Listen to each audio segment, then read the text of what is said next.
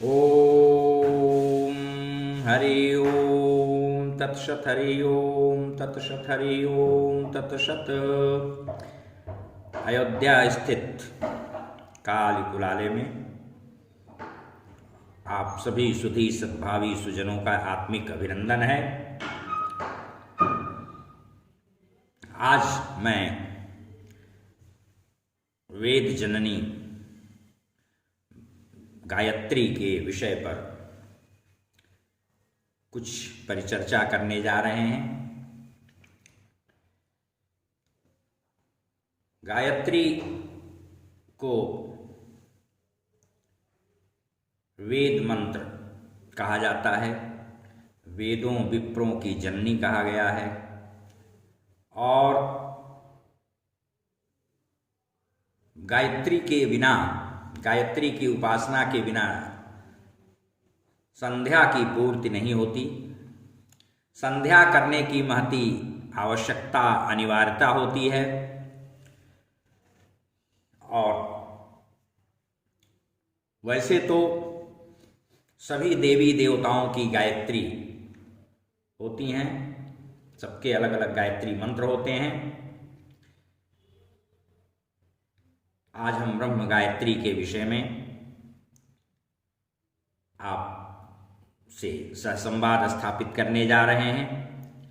शारदा तिलक तंत्र ग्रंथ के अनुसार गायत्री वेद स्वरूपिणी है, जिससे सच्चिदानंद रूप ब्रह्म प्रकाशित होते हैं। इसलिए गायत्र्या ना परो मंत्र कहा गया है। ओम आपो ज्योतिरसोमृतम भूर्भुवः स्वरोम, यह शिखा गायत्री है। गायत्री मंत्र सभी वेदों का सार है। 7 व्याहृतियों के क्रमशः जमदग्नि, भरद्वाज, भृगु, गौतम, कश्यप, विश्वामित्र तथा वशिष्ठ ऋषि हैं। गायत्री, उष्णिक, अनुष्टुप, बृहति, पंक्ति, त्रिष्टुप और जगति इनका छंद कहा गया है।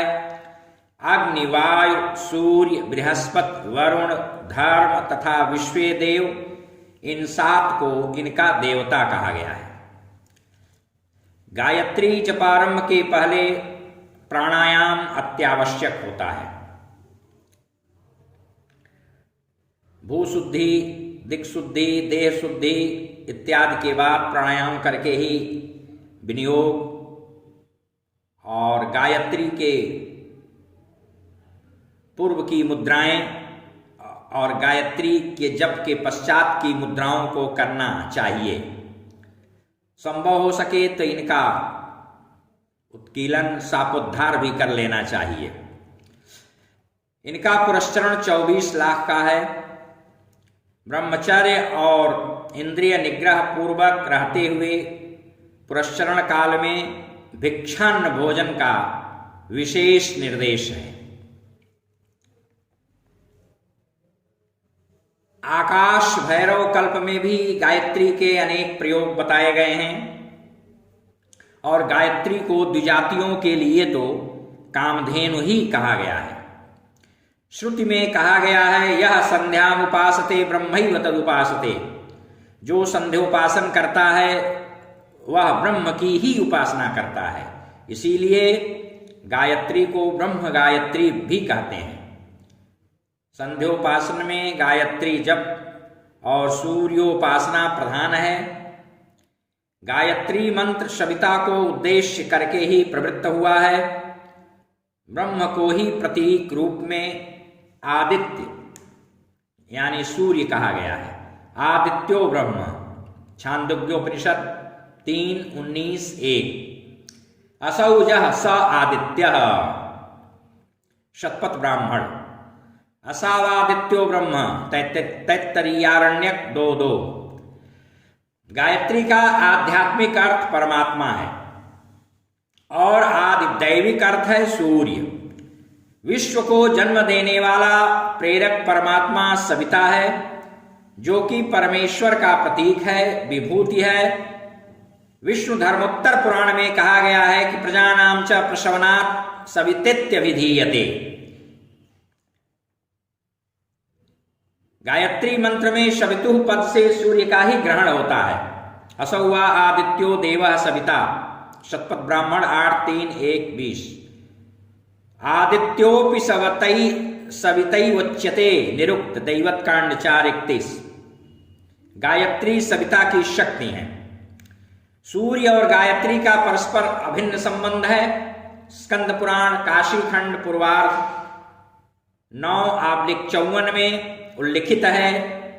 वाच्यवाचक संबंधो गायत्र्या सवितुर्द्वयो, वाच्योऽसौ सविता साक्षात गायत्री वाचिका परा।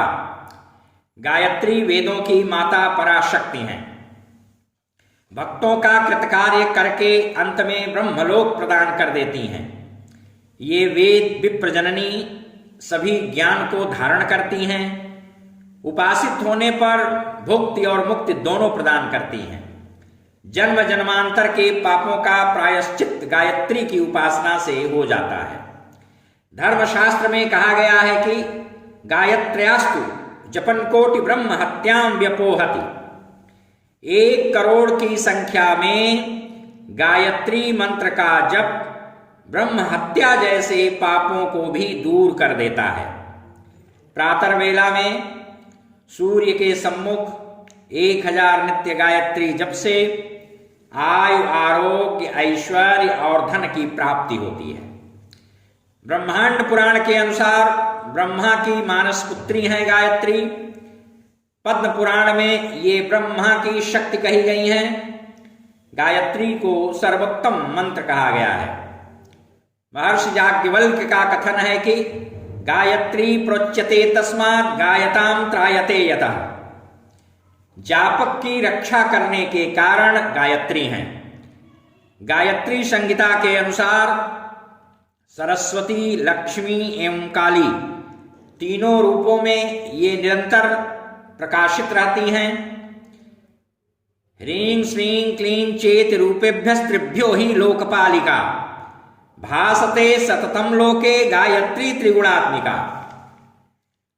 इस प्रकार यह भगवती गायत्री त्रिगुणात्मिका है। करमाला, रुद्राक्ष या तुलसी, स्फटिक या कुशा के ग्रंथिमाला पर इनका जप किया जा सकता है। सबका अलग अलग फल है। प्रातः काल में माला नाभ के पास, मध्याह्न में हृदय के पास एवं सायंकाल में नासिका के समीप हाथ में माला लेकर के जप करना चाहिए। इनके पुरस्करण जपानुष्ठान में कवच, हृदय, सहस्त्र नामावली का भी पाठ बहुत लाभदायक होता है। शास्त्रोक्त सभी उपासनाओं में संध्योपासना मानवकृत पापों का परिमार्जन तथा आध्यात्मिक आनंद का विधान करने वाला कहा गया है। अतीव श्रेष्ठ प्रभावशाली साधन है। इस उपासना के अधिष्ठात्री देवी गायत्री हैं। शब्दों में संपुटित दिव्यता ही मंत्र है। गायत्री मंत्र के जप में उस भगवत्ता को प्रकट करने की रहस्यमयी क्षमता विद्यमान है, जिससे कि हृदय की सभी ग्रंथियों का भेदन हो जाता है। संपूर्ण संदेह छिन्न भिन्न हो जाते हैं। ब्रह्म ग्रंथ, विष्णु ग्रंथ और रुद्र ग्रंथ सभी ग्रंथियों का भेदन संभाव्य हो जाता है और सभी अवशिष्ट कार्य बंधन विनष्ट हो जाते हैं। विद्यते हृदय ग्रंथिश्छिद्यन्ते सर्व संशया। इस स्थिति में पहुंचते ही अनिर्वचनीय आध्यात्मिक प्रकाश की उपलब्धि होती है। इसलिए गायत्री को छंदसाम माता और गायत्री वेद जननी, वेदों की माता कहा गया है। अग्नि पुराण के 216-17वें अध्याय में गायत्री के विषय में वर्णन किया गया है। यहां पर इसके तात्पर्यार्थ का विशद वर्णन प्राप्य है। यह अपना गान करने वाले साधकों के शरीर और प्राणों की त्राण करती हैं, इसलिए इन्हें गायत्री कहा जाता है। सूर्य से प्राकट्य होने के कारण ये सावित्री कहलाती हैं। अग्निदेव का कथन है कि प्राचीन काल में श्री शैल पर वशिष्ठ ने गायत्री जप पूर्वक लिंग मूर्ति शिव की स्तुति करके भगवान शंकर से निर्वाण स्वरूप पर ब्रह्म की प्राप्ति की थी। इसी के 280वें अध्याय में आया है कि त्रिमधुर, जिसे तंत्र में त्रिमधु कहते हैं, त्रिमधु में शर्करा, गोघृत और शहद समान अनुपात मात्रा में हो तो उसे त्रिमधु कहा जाता है। इसमें डुबोई हुई दूर्वा का यदि गायत्री मंत्र के द्वारा उसके जप अनुष्ठान पूर्वक उसका हवन यदि हम करें तो सभी रोगों और पापों से मुक्त हो जाता है।